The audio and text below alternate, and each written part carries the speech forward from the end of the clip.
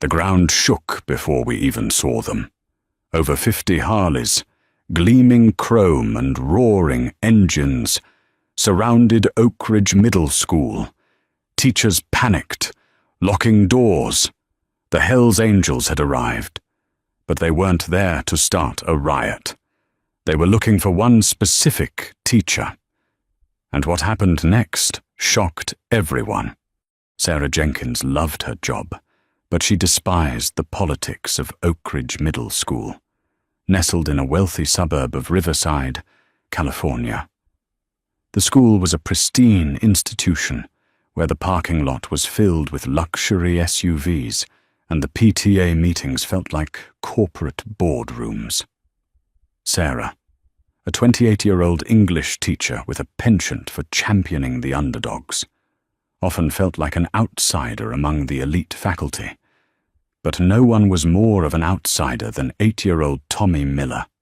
Tommy didn't wear designer polo shirts or expensive sneakers. He came to school in scuffed combat boots, faded jeans, and an oversized denim vest that looked like it had seen decades of highway wind. He was a quiet, observant boy who sat in the back row of Sarah's homeroom, always finishing his reading assignments early, but rarely speaking a word. The other children gave him a wide berth, whispering rumors they had heard from their parents. The rumors were true, of course. Tommy's father was Big Dave Miller, a known, fully patched member of the Hells Angels motorcycle club. Dave was a towering man with a thick beard, tattooed arms, and a terrifying scowl. When he dropped Tommy off in the mornings on his roaring Harley-Davidson, the crossing guards would literally take a step back. Despite his father's intimidating reputation, Tommy was a gentle kid. He drew incredibly detailed sketches of birds and possessed a politeness that was entirely absent in the spoiled children of Oak Ridge's elite. Unfortunately, in a school where pedigree mattered more than character, Tommy had a target on his back from day one. The primary archer was Chad Henderson. Chad was the golden child of Arthur Henderson, a prominent local real estate developer and the president of the school board. Chad had learned early on that his family's money bought him immunity. He tormented the poorer kids, disrupted classes, and always played the victim when caught. Principal Richard Sterling, a man whose spine seemed entirely composed of PTA donations, never disciplined Chad. The tension finally snapped on a crisp Tuesday afternoon in October. Sarah was grading papers at a picnic bench during recess when she heard the shouting. She dropped her red pen and sprinted toward the edge of the playground. A crowd of children had formed a circle near the chain-link fence, pushing her way through the chanting kids. Sarah found Tommy pinned against the fence by Chad and two of his cronies. Chad was dangling something just out of Tommy's reach, a small, silver pocket watch. Sarah knew that watch. Tommy had brought it in for show and tell weeks ago. It had belonged to his late mother, one of the few physical memories he had of her before she passed away from cancer. "Give it back, Chad," Tommy demanded, his voice trembling, not with fear, but with a restrained, desperate anger. His fists were balled at his sides. "What are you going to do about it? Biker trash," Chad sneered, tossing the watch up and catching it. "Gonna get your daddy's little gang to beat me up. I said give it back." Tommy lunged forward. He didn't throw a punch. He merely reached for the watch. But Chad, realizing he was losing his audience, took a dramatic step backward, intentionally tripped over a tree root, and fell hard onto the asphalt. The watch slipped from his fingers, hitting a rock with a sickening crack. The glass face shattered. Chad immediately grabbed his knee and began to wail. "He pushed me, mister. Sterling! He pushed me!" Before Sarah could even reach them, Principal Sterling was already marching across the blacktop, his face flushed with indignation. He didn't look at the shattered watch on the ground. He didn't look at Tommy's devastated, tear-streaked face. He only saw Arthur Henderson's son clutching his knee. "Thomas Miller," Sterling bellowed. "My office, right this second." "Wait, Richard, that's not what happened," Sarah interjected, stepping between the principal and the boy. "Chad stole Tommy's property. Tommy didn't push him. Chad tripped." Sterling shot Sarah a warning glare. "Miss Jenkins, I do not need your input on disciplinary matters. Look at Chad's knee. This boy is a menace. It's exactly what I warned the district about when we let his kind enroll here." Sarah felt a hot flash of pure rage. "His kind," she echoed, her voice dropping to a dangerous whisper. "My office. Miss Jenkins. You too, since you seem to want to be his lawyer." 10 minutes later, the atmosphere in the principal's office was suffocating. Tommy sat in an oversized leather chair, staring blankly at the shattered pieces of his mother's watch in his palms. He wasn't crying anymore. He just looked incredibly small and defeated. Principal Sterling sat behind his massive mahogany desk, already drafting an expulsion recommendation. He had completely bypassed a suspension. "This is a zero-tolerance school. Thomas," Sterling said, adjusting his glasses, "we do not tolerate violence. We do not tolerate gang behavior." "He's 8 years old." "Richard Mott." Sarah slammed her hands down on the desk, startling both the principal and the boy. "He is an 8-year-old child who was being bullied. Chad Henderson cornered him, stole a precious family heirloom, and broke it. I saw the entire thing. If you try to expel Tommy for this, I will formally dispute it." Sterling leaned back, interlacing his fingers. "Sarah, you are a bright young teacher. You have a long career ahead of you. Do not throw it away over a lost cause. Mister, Henderson is fully aware of the incident Chad called him from the nurse's office. Arthur is demanding Tommy's immediate expulsion. And frankly, I agree. The boy is a liability. The apple doesn't fall far from the tree." Sarah looked down at Tommy. The boy refused to look up, assuming the adults would do what adults always did to him, throw him away. "I won't let you do this," Sarah said, her voice shaking with adrenaline. "If you process that expulsion, I am going to the superintendent, and if he doesn't listen, I will go to the Riverside Tribune. I will tell them exactly how Oak Ridge protects the bullies of wealthy donors while punishing the victims." Sterling's face turned an ugly shade of purple. "You are bordering on insubordination, Miss Jenkins." "I don't care," Sarah shot back. "Call Dave Miller. Call his father right now. Tell him what happened to his son's watch." Sterling scoffed. "I am not inviting a criminal into my office." "Then I will," Sarah said. She grabbed the emergency contact file off Sterling's desk before he could stop her. She dialed Dave Miller's number on her cell phone, right there in the office, when the gruff, deep voice answered. Sarah didn't flinch. "Mr. Miller, this is Sarah Jenkins, Tommy's teacher. There has been an incident at school." She explained everything: Chad's bullying, the broken watch, and Sterling's attempt to expel Tommy to protect a donor's son.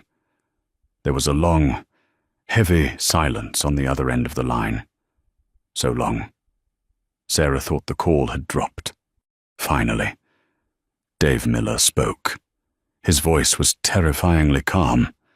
"Keep my boy with you. Miss Jenkins, don't let that principal near him. I'll be there tomorrow morning." The line went dead. That night, Sarah barely slept. The weight of what she had done pressed down on her chest. She had blatantly defied the most powerful man in the school and threatened to expose the school board president. In the highly political environment of Oak Ridge, she had basically signed her own resignation letter. Worse, she wasn't sure what Dave Miller was planning. "I'll be there tomorrow morning." The words echoed in her head. Had she just incited a violent confrontation, Dave was a hell's angel. Men in his circle didn't settle disputes with strongly worded emails and PTA mediation. They lived by their own code of loyalty and retaliation. She arrived at Oak Ridge Elementary early the next morning, the sky still a bruised purple before the dawn. The school felt eerily quiet. When she checked her inbox in the staff lounge, she found a formal email from Principal Sterling effective immediately. You are placed on administrative warning pending a review of your professional conduct. She printed the email, crumpled it up, and threw it in the trash. By 8 a.m., the school was buzzing with its usual chaotic energy. Minivans and Mercedes-Benz SUVs clogged the drop-off lane. Arthur Henderson himself had arrived, strutting into the main office in a tailored suit, a smug smile plastered across his face. He was there to finalize Tommy's expulsion. Tommy hadn't shown up. His desk at the back of Sarah's homeroom sat empty. Sarah felt a sinking feeling in her stomach. Had Dave Miller decided it wasn't worth the fight? Had he just pulled Tommy out of the school to avoid the drama? First period began. Sarah tried to guide her class through a reading comprehension exercise, but her eyes kept darting to the window. At 8:45 a.m., it started. It didn't begin as a sound, but as a vibration. The coffee in Sarah's mug began to ripple. Then, a low, guttural rumbling echoed through the valley, growing steadily louder until it sounded like a fleet of low-flying bombers was approaching the school. The kids in Sarah's class stopped reading. "What is that?" one little girl asked, her eyes wide. Sarah walked to the window and pulled up the blinds. Her breath caught in her throat. Turning off the main boulevard and pulling into the long, circular driveway of Oak Ridge Middle School was a massive column of motorcycles. It wasn't just Dave Miller. It was a terrifyingly precise, organized formation of heavy iron and leather. There were at least 50 of them, huge, bearded men wearing black leather cuts adorned with the infamous winged death's head patch of the Hells Angels. They rode two abreast, their engines roaring in a deafening, synchronized symphony that rattled the school's windows. The sheer presence of them was overwhelming. They bypassed the visitor parking lot entirely, pulling their heavy bikes up onto the wide concrete plaza right in front of the school's main glass doors. Panic erupted in the hallways. The school's intercom crackled to life. Principal Sterling's voice, high-pitched and trembling. "Teachers, please lock your doors. Initiate a soft lockdown. I repeat, soft lockdown. Do not let the children out of your sight." Sarah watched from her window as the bikers kicked down their stands in unison. The engines died out one by one, leaving a sudden, ringing silence in the air that felt even more intimidating than the roar. The men dismounted. They didn't look like they were there to riot. They weren't holding baseball bats or chains. They just stood by their bikes, forming a massive, human barricade of leather and denim across the front of the school. From the center of the pack, a massive custom Harley trike rolled forward. Dave Miller stepped off. He was wearing his full club colors, a heavy silver chain hooked to his wallet, and dark sunglasses. But what caught Sarah's eye was who was holding his hand. Tommy. The boy looked terrified of the school, but perfectly safe in the shadow of his giant father and the 50 intimidating men standing behind him. Sarah didn't listen to the intercom. She didn't lock her door. She turned to her class. "Everyone, stay in your seats and read quietly. I will be right back." She stepped out of her classroom and walked briskly down the hallway toward the main foyer. Through the glass double doors, she could see Principal Sterling and Arthur Henderson cowering behind the front reception desk. Sterling had a phone pressed to his ear, his face chalk white, likely begging the police to arrive. Sarah pushed past the trembling security guard and shoved the heavy glass doors open, stepping out into the cool morning air. 50 pairs of hardened eyes turned to look at her. These were men who had seen the darkest corners of the world, men who lived outside the bounds of polite society. The intimidation factor was suffocating. Dave Miller took his sunglasses off and looked down at Tommy. He pointed a massive, calloused finger at Sarah. "Is that her tea?" Dave asked. Tommy nodded slowly. "Yeah. Dad. That's Miss Jenkins." Dave Miller let go of his son's hand and walked slowly up the concrete steps toward Sarah. The other bikers crossed their arms, watching her every move. Sarah forced herself to stand tall, refusing to let her hands shake. Dave stopped a few feet from her. He towered over her by 1.5 feet. He reached into his leather vest, inside the school. Sarah could see Sterling frantically waving at her to get back inside, but Dave didn't pull out a weapon. He pulled out a small, velvet box. He held it out to Sarah. "My boy told me what you did yesterday," Dave rumbled, his deep voice carrying across the silent plaza. "He told me you stood in front of that principal and put your own job on the line for him. Nobody does that for us. Nobody does that for my kid." Sarah looked at the box, then up at Dave. "I'm his teacher, Mr. Miller. It's my job to protect him." "No," Dave said firmly. "Your job is to teach him how to read. What you did was show him that somebody in this stuck-up, snobby town actually gives a damn about what's right." Dave opened the velvet box. Inside was an exquisite, antique silver pocket watch. It was a pristine, working replica of the one Chad Henderson had destroyed. "I can't fix his mother's watch," Dave said, his voice cracking just a fraction. "But I got him a new one. I want you to give it to him." Sarah frowned in confusion. "Me? Why me?" Dave gestured to the 50 bikers behind him.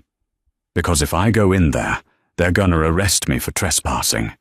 And if I hand it to him out here, those rich punks inside will just find another reason to take it from him. But if you give it to him, and you walk him back into that school, well, let's just say my brothers and I are here to make sure absolutely nobody interrupts his education today. The Hells Angels hadn't come to burn the school down. They had come to escort Tommy Miller to class and to show the administration exactly who stood behind the quiet boy in the scuffed boots. Sarah felt tears prick her eyes.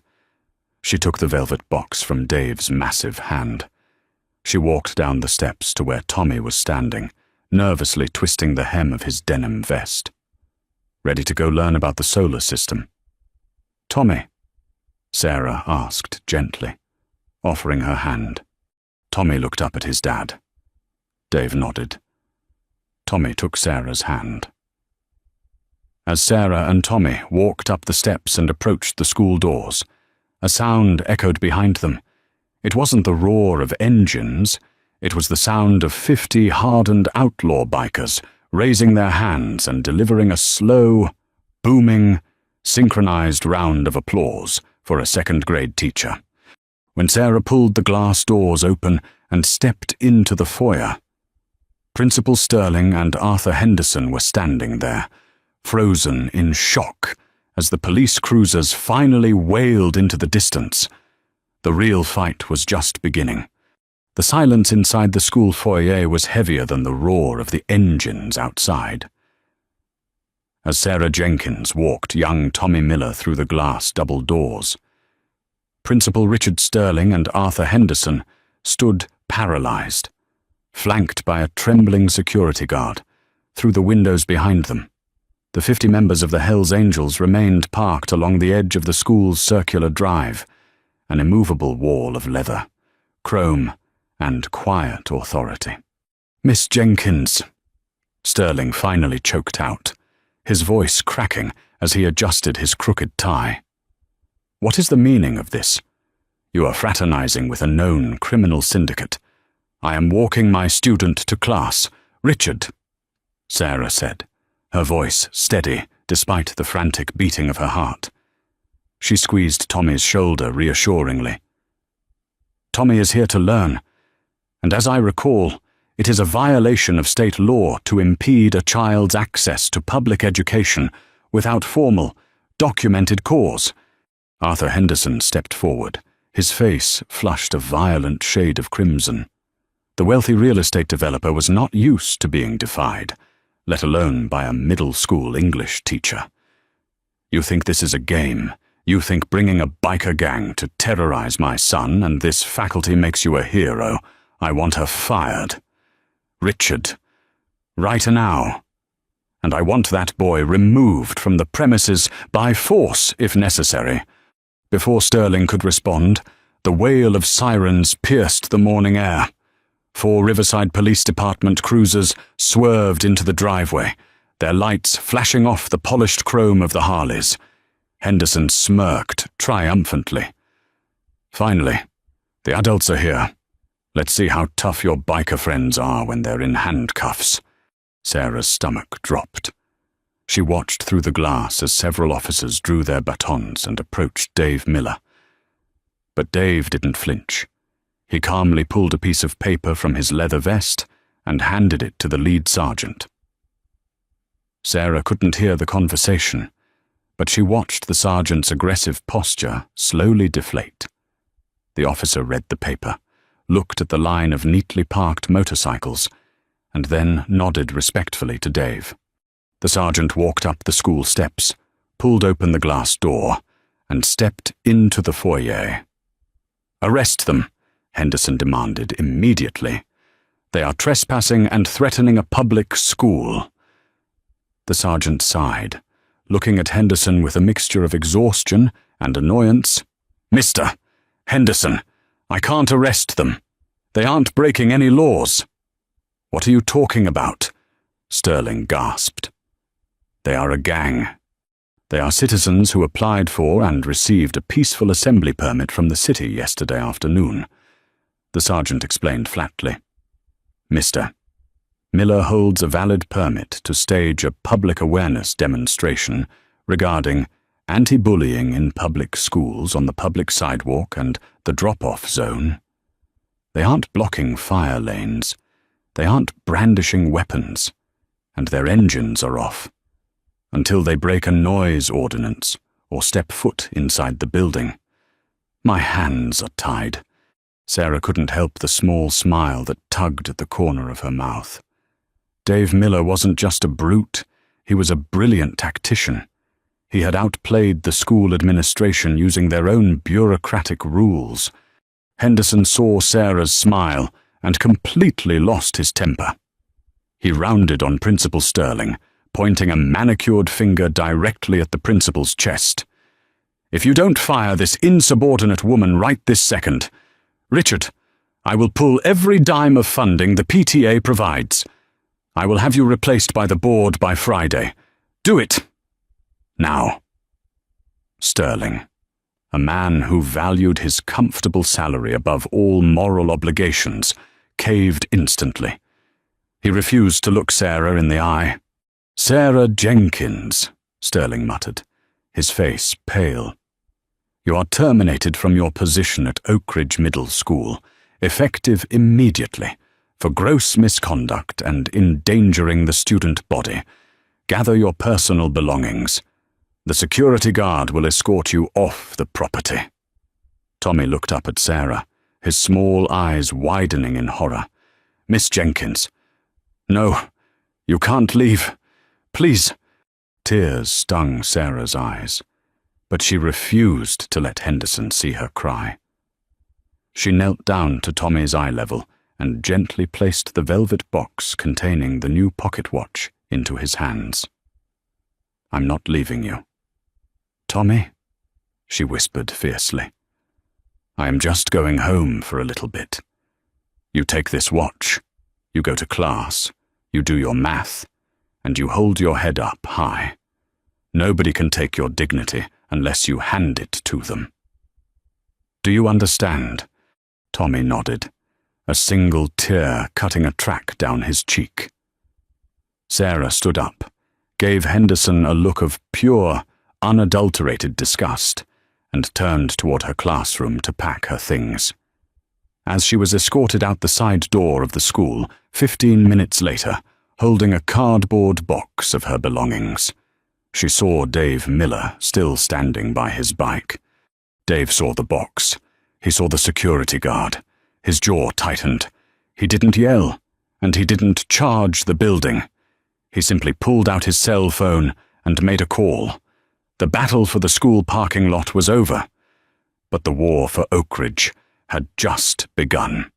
The heavy oak doors of the boardroom swung open with a resounding thud, halting Arthur Henderson mid-sentence. Standing in the doorway was Dave Miller. He had traded his club leather for a crisp, tailored black suit that stretched over his massive frame. His neck tattoos were still visible, a stark contrast to the boardroom's sterile elegance. But it wasn't Dave who made Henderson freeze in his tracks.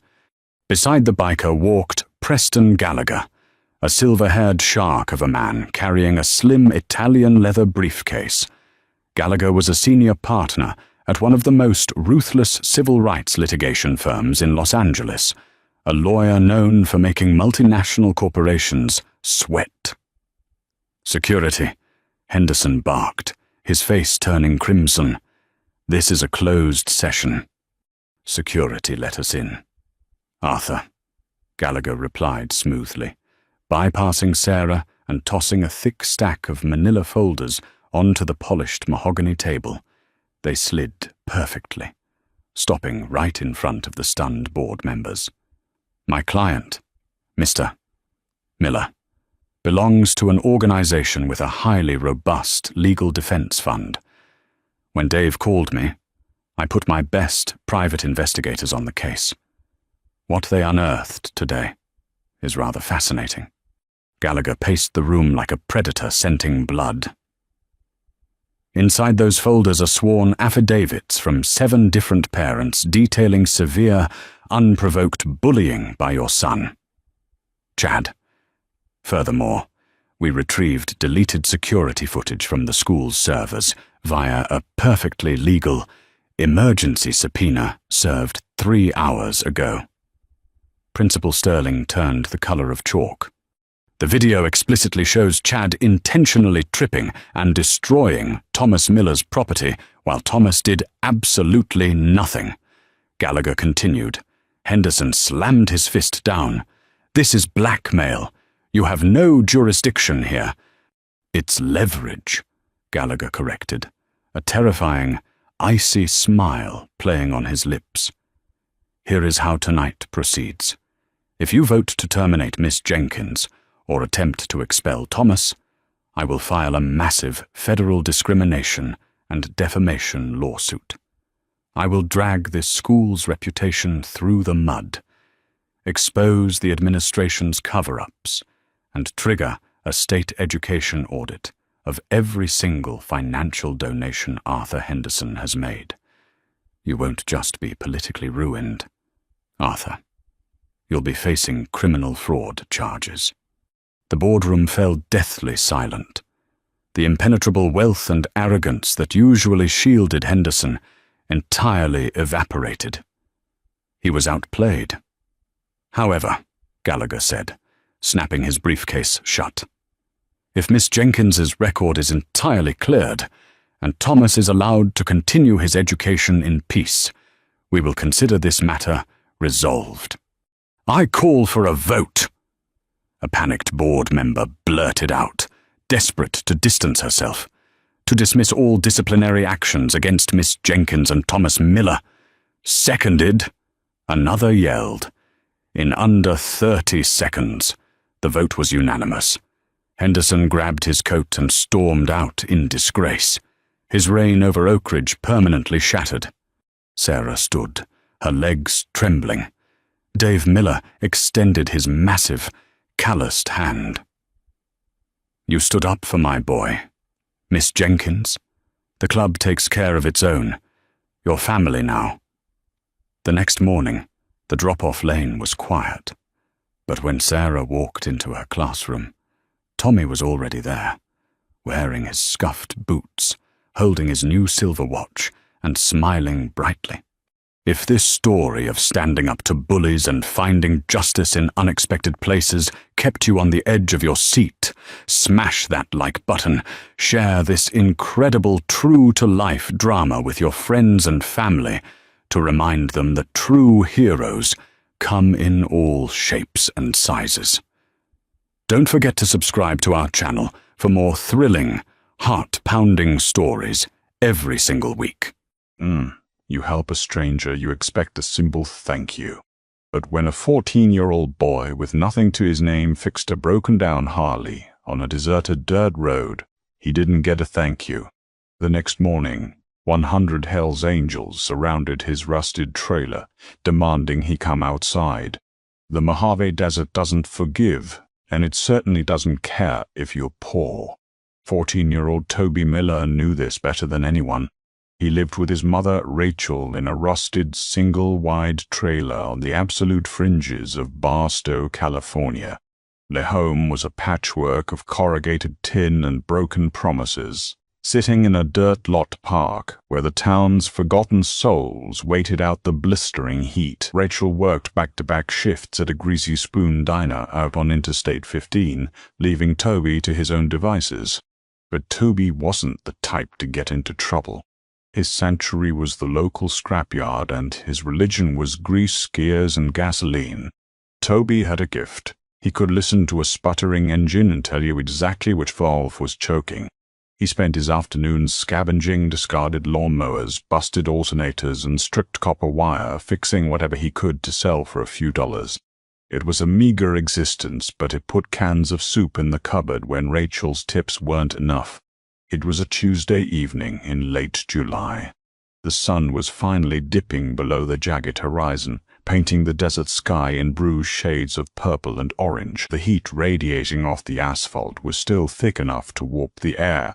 Toby was walking the 3 miles back to the trailer park, his backpack heavy with a salvaged carburetor from an old Ford pickup, his hands permanently stained black with oil. That was when he heard the cursing. It was a deep, gravelly sound echoing off the canyon walls of the desolate back road. Toby froze. Up ahead, silhouetted against the dying light, was a machine that commanded immediate respect. It was a customized Harley-Davidson panhead, stripped down, raked out, and painted a glossy, menacing black. But it wasn't moving. Standing beside it was a man who looked like he had been carved out of granite and bad intentions. He was easily 6'4", his arms corded with thick muscle and completely covered in faded, sprawling ink. He wore a heavy leather cut over a sweat-stained black t-shirt. Even from a distance, Toby could see the patches on the back. The top rocker read, "Hell's Angle." The center featured the infamous winged death head. The bottom rocker read, "California." The man viciously kicked the motorcycle's front tire, his heavy engineer boot leaving a scuff mark on the rubber. "Son of a bitch," he roared, throwing a heavy wrench into the brush. Toby's heart hammered against his ribs. Every survival instinct he possessed told him to turn around and run. The Hells Angels were legends in this part of California, with deep roots stretching back to the original San Bernardino Burdu chapter. The stories whispered in town were filled with violence, loyalty, and a strict code that outsiders like Toby were better off avoiding. But Toby also looked at the bike. The unmistakable smell of flooded gasoline hit his nose. Before his brain could override his feet, Toby took a step forward. The gravel crunched loudly beneath his worn-out sneakers. The biker snapped his head around. His eyes, hidden behind dark aviator sunglasses, locked onto the small teenager. He had a thick, graying beard and a scar that snaked from his ear line down into his collar. "What you looking at, kid?" The biker growled, his voice like rocks grinding together. "Keep walking unless you want to catch a bad day." I think I can fix it," Toby stammered, his voice betraying a slight tremble. The biker let out a harsh, barking laugh. "You? A scrawny desert rat is gonna fix a 64 panhead? Beat it. My brothers are bringing a truck from San Berdu, but they're 2 hours out. I don't need a Boy Scout playing mechanic." Toby took another step closer, dropping his heavy backpack in the dirt. "You're flooding it," Toby said, pointing a grease-stained finger at the engine. "I can smell the rich gas from 50 feet away. You've been trying to kickstart it for a while, right? Your S&S Super E-carb is overflowing. The float needle is stuck, probably sucked out the piece of rust from your tank." The biker stopped laughing. He crossed his massive arms, sizing the kid up. The aviator slid down his nose, revealing pale, calculating blue eyes. "What's your name, kid?" "Toby." "Not, dumb." "I'm Brick," the man said, not offering a hand. "You got tools in that bag, Toby." "Yeah. You touch my bike and you break something else, I'm taking it out of your hide. Understand?" Toby nodded, swallowing hard. He unzipped his backpack and pulled out his roll of scavenged tools. He approached the Harley as if it were a sleeping dragon. Kneeling in the dirt, the residual heat of the engine baked his face. He was right, gas was weeping from the overflow tube of the carburetor. Brick watched like a hawk, his shadow looming over the boy. "Was riding back from Oakland," Brick muttered almost to himself. "Annual run, memorial for Sonny." Bike started sputtering just past the county line. Toby didn't know who Sonny was, though he figured it was someone important in the biker's world. He didn't ask. Instead, he got to work. He carefully unscrewed the float bowl of the carburetor. Gasoline spilled out, soaking into the dry earth. Toby squinted in the fading light, inspecting the brass float needle. "Here," Toby said, holding up a microscopic fleck of red debris. "Tank lining is flaking." It wedged the needle open. Gas just kept pouring in, flooding the cylinders. Brick grunted, kneeling beside him. "Well, I'll be damned. Can you clear it?" "I can," Toby said, pulling a thin piece of copper wire from his pocket. "But your plugs are probably fouled from all the rich running. Got a spark plug wrench?" Brick nodded, pulling a leather tool roll from the front forks. For the next hour, the massive Hell's Angel and the poor teenager worked side by side in the dirt. Toby meticulously cleaned the carburetor, reassembled the float bowl, and pulled the smart plugs, burning the excess carbon off the electrodes with a cheap butane lighter. It was completely dark by the time Toby tightened the last bolt. The only light came from the brilliant desert stars above them. "Okay," Toby whispered, wiping his forehead with a greasy sleeve. "Give it a try." Brick straddled the heavy machine. He turned the ignition, primed the throttle twice, and brought his heavy boot down on the Kickstarter with a violent thrust. The engine didn't sputter. It exploded into a deafening rhythmic roar. Potato, potato, potato. The idle was smooth, aggressive, and perfect. Brick revved the throttle, the straight pipes echoing like thunder across the empty landscape. A genuine massive grin broke through his thick beard. He hit the kill switch, the sudden silence ringing in Toby's ears. "I'll be damned," Brick repeated, looking at Toby with a new level of respect. He reached into his leather vest and pulled out a thick silver money clip. He peeled off a crisp $100 bill and held it out. Toby looked at the money. It was more cash than his mother made in 3 days. But his pride, the only thing he really owned, flared up. "No thanks," Toby said, packing his tools away. "I just like fixing things. Consider it a favor." Brick stared at him, slowly lowering his hand. "Nobody does favors for the Hells Angels without getting paid back, kid. That ain't how the club works." "Where do you live?" Panic spiked in Toby's chest. Giving a biker gang member his address felt like a terrible, irreversible mistake. "I just live up the road. It's fine, really." "Address Toby," Rick said, his voice dropping an octave, turning from friendly back to an immovable demand. Terrified, Toby gave in. Lot 42, Desert Sands Trailer Park. Brick nodded slowly, committing it to memory. He fired the bike back up. Over the roar of the engine, he shouted, "You saved me a long, miserable night on the side of the highway. The club doesn't forget. See you around, Toby." Brick kicked the bike into gear and tore off into the night, the red taillight disappearing into the blackness. Toby stood alone in the dark, shivering despite the heat. He picked up his backpack and began the long walk home, a profound sense of dread settling into his stomach. He had just invited the most notorious motorcycle club in the world to his front door. When Toby finally pushed open the flimsy aluminum door of the trailer, his mother was pacing the small, linoleum-floored kitchen. Rachel looked exhausted, her waitress uniform stained with coffee and fry grease. "Where have you been?" she demanded, rushing over to check him for injuries. "It's past 9, Toby. I was about to call the sheriff." Toby dropped his bag on the worn sofa. "I'm sorry, Mum. I was walking back from the yard and I had to help someone fix their motorcycle." "A motorcycle out on the ridge road in the pitch black?" Rachel's eyes narrowed. "Who was it, Toby?" "And the dream. Bear it swept. How, Toby hesitated. He knew exactly how his mother would react. "It was just a guy. His bike broke down." "Toby Miller, look at me," Rachel said, her maternal radar fully activated. "Who did you help?" "He was a Hell's Angel, Mum." Rachel's face drained of color. She grabbed Toby by the shoulders. "Are you out of your mind? Do you know who those people are? They run the meth trade in this county. They're dangerous, Toby. Did he hurt you?" "No. He was stuck. I fixed his carburetor. He tried to pay me, but I didn't take it." Rachel closed her eyes, letting out a shaky breath. Okay, you didn't take their money. That's good. We don't owe them, they don't owe us. It's over." "Mom," Toby whispered, his voice cracking.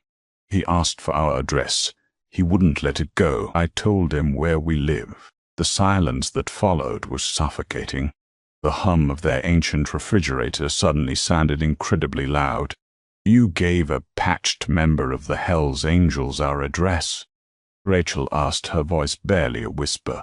Panic, raw and unadulterated, seized her features. "Pack a bag. Now. Bun." "Mom, he just wanted to thank me. You don't understand how these things work, Toby." Rachel yelled, her composure shattering. "They don't leave people alone. If they think you're a loose end, or if they want to use you to run drugs because you're a minor, they will. Go pack your bag. We are going to your Aunt Diane's in Bakersfield tonight." Toby, now terrified by his mother's reaction, ran to his tiny bedroom. He threw 3 changes of clothes and his best tools into a duffel bag. Within 10 minutes, they were out the door, rushing toward Rachel's beat-up 1998 Ford Escort. Rachel jammed the key into the ignition and turned it. Click, click, click, click. "No," Rachel sobbed, hitting the steering wheel. No, please." Toby jumped out and popped the hood, using his phone flashlight to see in the dark. He wiggled the battery terminals. They were caked in white, fuzzy corrosion. "The starter solenoid is fried, Mom, and the battery is totally dead. We can't go anywhere." They were trapped. They spent the night huddled on the living room sofa. Rachel kept a rusty tire iron resting on her lap, jumping at every coyote howl and every passing truck on the distant highway. Toby didn't sleep a wink, staring at the ceiling, overwhelmed by guilt. He had tried to do a good deed, and now he had put his mother in danger. Morning broke with the agonizing slowness of a nightmare. The sun crested the horizon at 5:45 a.m., casting long, harsh shadows across the trailer park. At exactly 6 a.m., the ground began to vibrate. It started as a low, subsonic hum, a vibration that rattled the cheap teacups in Rachel's cupboards. Toby sat bolt upright. Rachel gripped the tire iron, her knuckles turning white. The hum steadily grew into a roar. It sounded like a fleet of low-flying bombers descending upon the desert. Toby crept to the window and peeled back the faded floral curtain. His breath caught in his throat. Turning off the main highway and onto the dirt road of the trailer park was a procession of motorcycles. It wasn't just Brick, it was an army. Row after row of gleaming chrome ape-hanger handlebars and black leather cut through the morning dust. "Mom," Toby whispered, paralyzed by the sight. Rachel rushed to the window. A choked gasp escaped her lips. There were at least 100 of them. They rode in a tight, disciplined 2x2 formation, the sheer volume of their customized exhaust pipes drowning out every other sound in the world. The dust kicked up by their tires formed a massive brown cloud that blotted out the morning sun. Neighbors in the trailer park were peeking out from behind their blinds.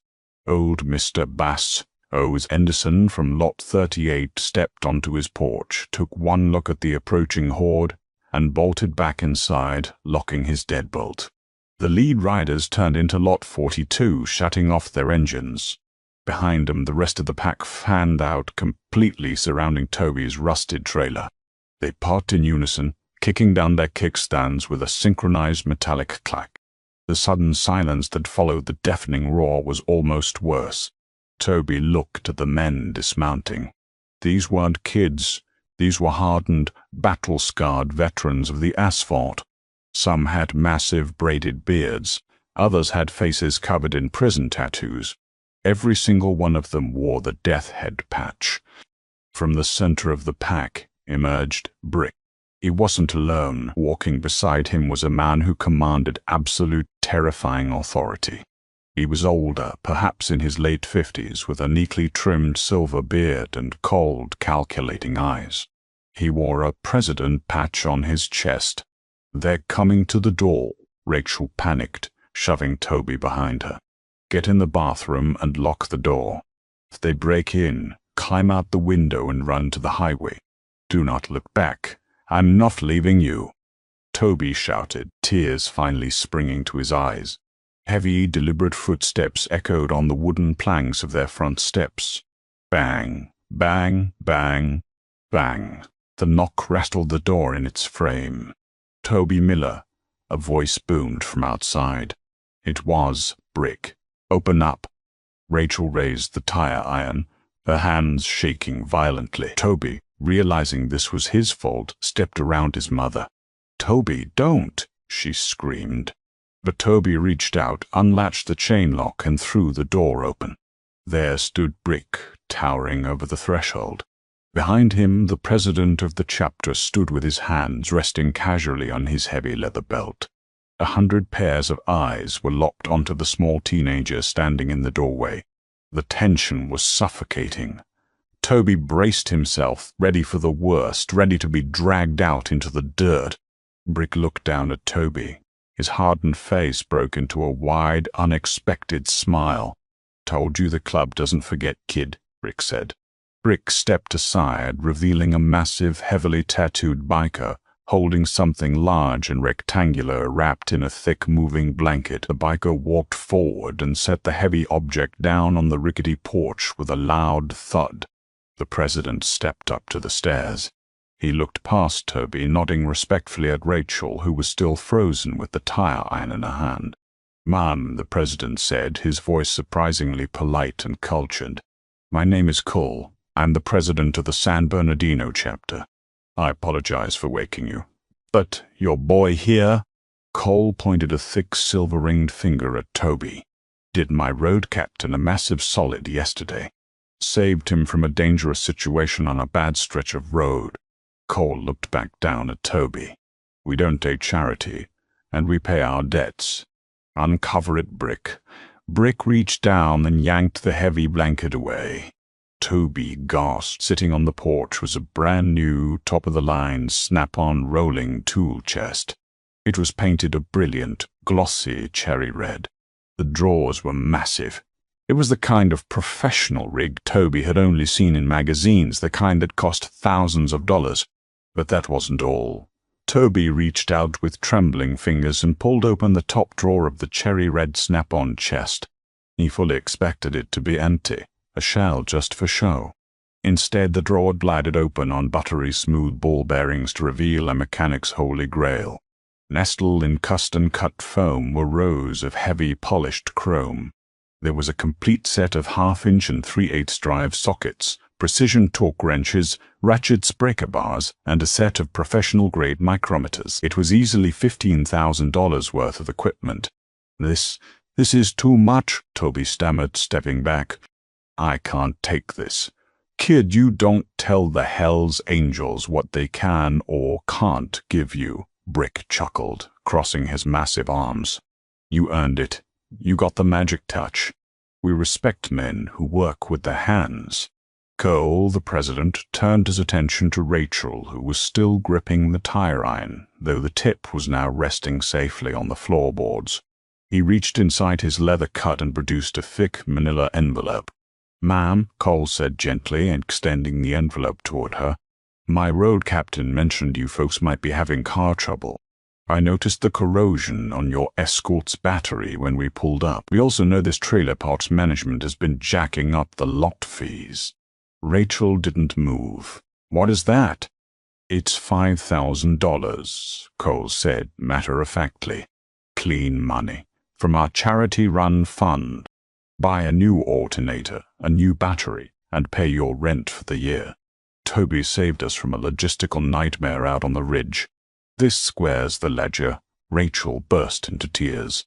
The sheer relief of not having to choose between food and shelter shattered her tough exterior.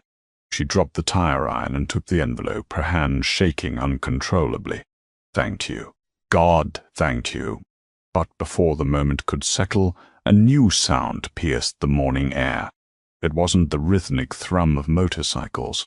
It was the high-pitched, frantic wail of police sirens. Four Barstow Sheriff's Department cruisers tore down the dirt road, their light bars flashing aggressively, throwing red and blue strobe effects across the chrome of the parked Harleys. They skidded to a halt, completely blocking the exit of the trailer park. Doors flew open. 8 deputies stepped out, hands resting uneasily on their holstered sidearms. Leading them was Sheriff Bulldog Dawkins, a heavy-set man with a flushed face and a well-known vendetta against the San Bernardino chapter. Nobody move. Dawkins barked through a megaphone, though he was only 30 feet away.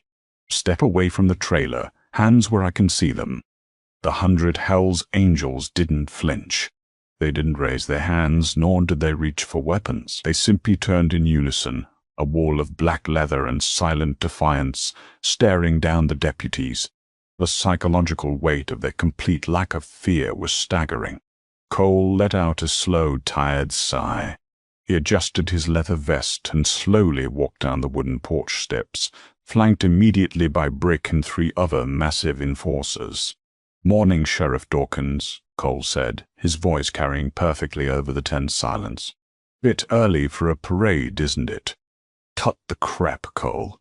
Dawkins spat, his hand gripping the butt of his service weapon.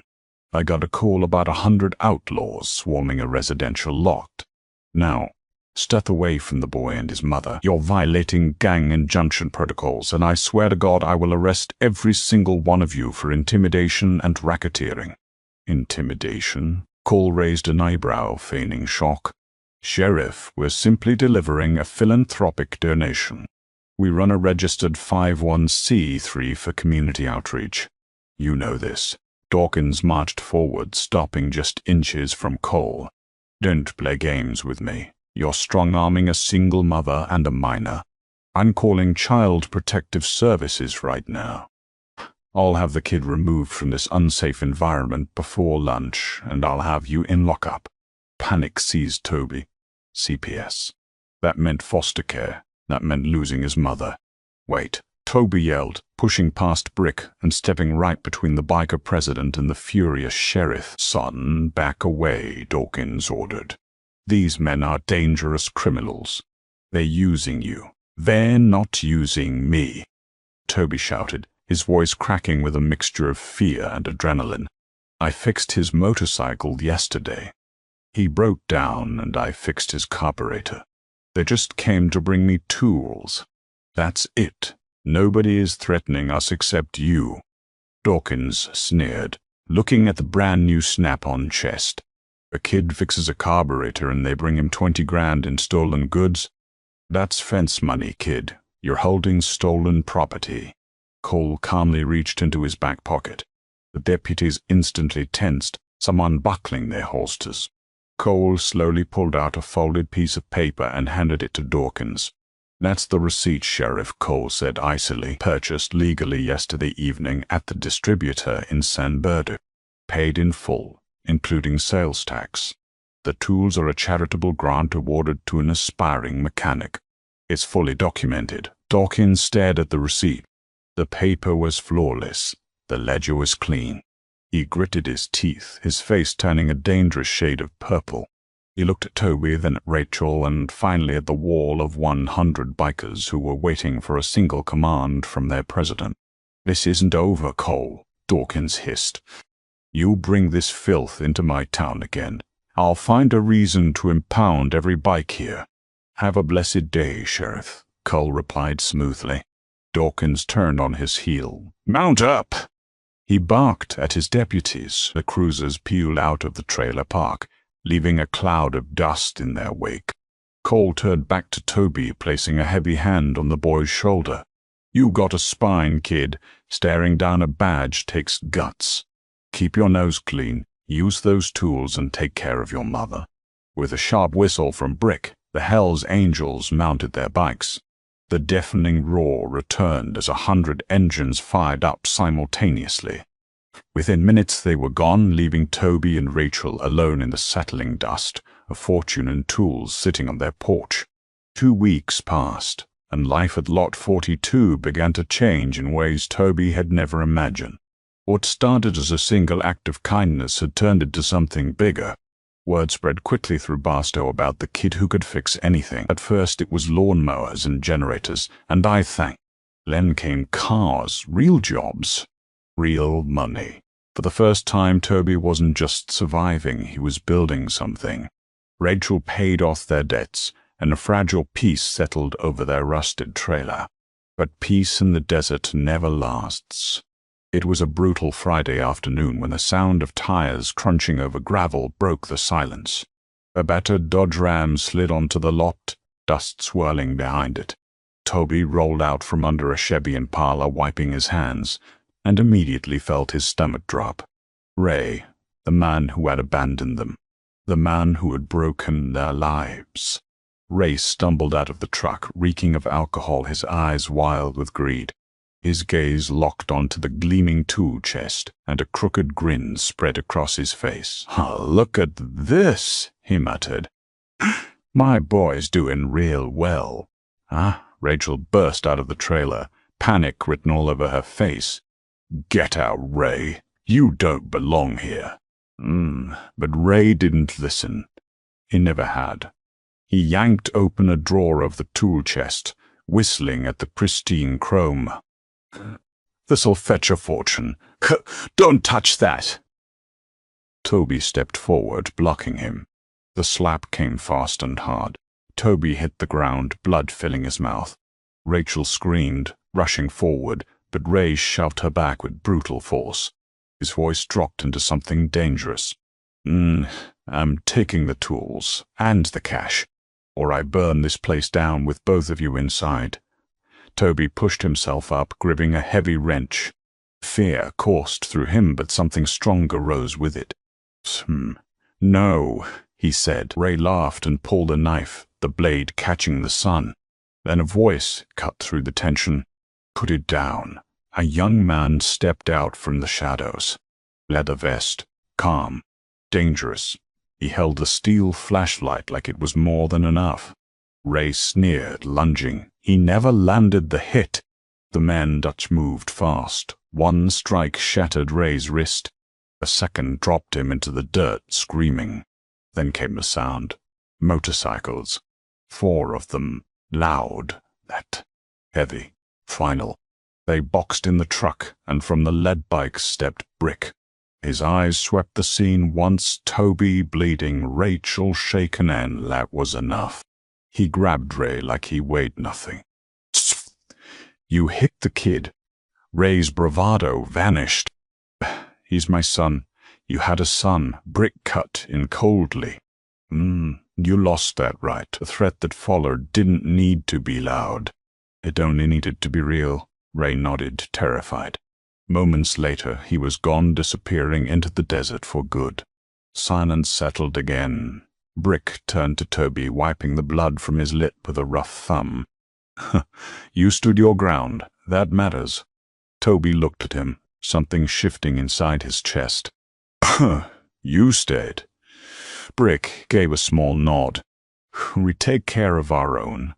Years later, that moment would still echo. Not as fear, but as the day everything changed. That's the incredible story of Toby Miller, a 14-year-old boy, whose single act of kindness on a dark desert road changed his family's destiny forever. It proves that sometimes the most dangerous people can be the most fiercely loyal. If you were blown away by this unbelievable tale of grit, respect, and the Hells Angels code, smash that like button, share this video, and subscribe for more crazy real-life stories.